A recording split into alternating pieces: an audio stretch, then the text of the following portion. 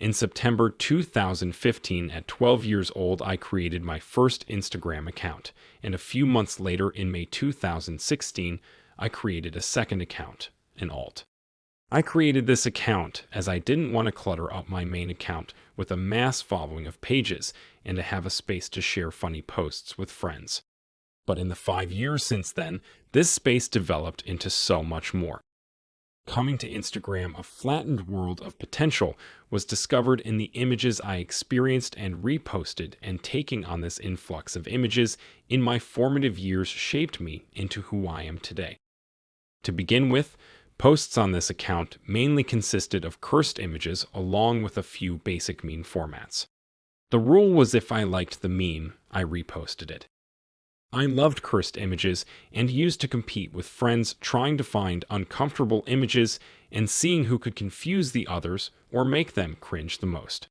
My posting habits were developed through the group chats I was in at this age, and at this point it was defined by a strong social aspect. It was a way of bonding with friends. Turning 15, a similar style of cursed images remained, but memes and posting also became a way of accessing culture and engaging with interests, as I discovered a small community of pages exclusively making memes about music and films. Much of this was downstream of /mu, 4chan's music board, and exposed me to a variety of music from harsh noise to shoegaze. But as I fell into these online communities, and as my interests became more niche, I started to prefer time spent online to time spent offline and the world of possibilities offered to me through a screen. I now spent far more time on this second account than the account I considered my main, and this became a period where posting began to feel like a persona, as due to not being linked to my name, the account felt hidden. The distance it had from my IRL self made it seem as if no one was looking and no one was judging, allowing the me presented through this faceless collection of images to be far more authentic. Growing older, the account morphed and became a space for me to vent and at times acted like a void for me to shout into. The posts changed from focusing on music to memes reflecting my mental health. These posts were often hyperbolic and presented with an ironic detachment to the point that even I didn't know what the distance was between me and the content that went out onto the page. Memes about mental health increased at the age of 16, as due to going into lockdown, I began to spend more time online, increasing the number of images I took in and spat out onto the page. The posts at this point were very pessimistic. The doomer wajek reigned supreme as memes became a way to express my anxieties and fears around the future. At 16, I came across Politigram and Theorygram, highly charged political spaces on Instagram occupied by people around my age who posted constantly about niche ideologies across the political spectrum, critical theory, and philosophy.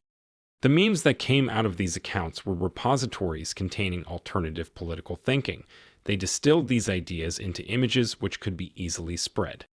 It was an energizing time coming across them. I read Marx and Mark Fisher because I wanted to be in on the memes made about them, and at this point in my life I found the work of the cultural theorist Fisher to be particularly helpful in articulating my feelings of atomization and dread surrounding the future. When reposting memes about Fisher, it didn't necessarily feel as if any material changes was going to come out of it, but instead value was gained through a feeling of solidarity, as when I reposted politicized content from numerous other anonymous meme pages. It felt like we were all in it together. As I was struggling to make sense of the world I was going into, posting about critical theory became a source of comfort for me. And despite the esoteric content of some of these images, they provided a coherency. For a period, I changed the name of the account and began creating and reposting Foucault-themed content inspired by a very quick reading of his Wikipedia and a PDF of Discipline and Punish. I was exposed to a large amount of political content in this time, but the story was always the same. I like the meme I repost. The pessimistic posts and doomer imagery still appeared on the page, but the symbols were now used in a different way, Instead of presenting these figures in a vacuum, as I did a year ago, they now appeared linked to material issues such as the environment or exploitation of labor. Gradually, posting branched out from politigram and theorygram to simply posting images that I was drawn to.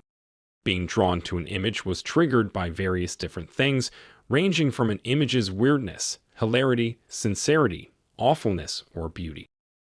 It feels strange to think about how these images ended up on the page, as posting is such a reflexive process. It requires so little thought, but gradually the account morphed into an eclectic collection of miscellaneous images. It felt as if it now reflected its original intention from 4 years ago of providing a space for me to share posts I in one way or another liked. At 17, memes also led me to come across a number of artists and groups who blended two things which in my life had been very distinct: art and online subculture. One of these was the online community Do Not Research. The conversations I either had or observed as a part of the group, along with the readings and work I came across, played a big role in the development of my artistic practice and in my outlook on the world. The group also introduced me to the platform Discord, a messaging platform built around communities. Sharing memes in groups on this platform felt far more communal than throwing a post out on Instagram. Here it was easier to generate conversation and responses with images bouncing off one another. And that's how a majority of my time online is now spent, split between Discord and Instagram, with opinions and understanding of topics often drawn out through the content I come across on these platforms. Despite the different ways the account's been used in the period it's been run, posting still feels the same for me, a simultaneously ecstatic and numbing process. In the 5 years, posting has been a constant, something I can count on, an outlet for emotions and opinions, and a space for both jokes and sincerity. Viewing the account chronologically, the images narrate my growth, reflecting different stages in my life. I look at the images, and the images stare back. At this point, I'm unsure if I dictate what I post, or if what I post dictates me, defining who I am, influencing who I am becoming.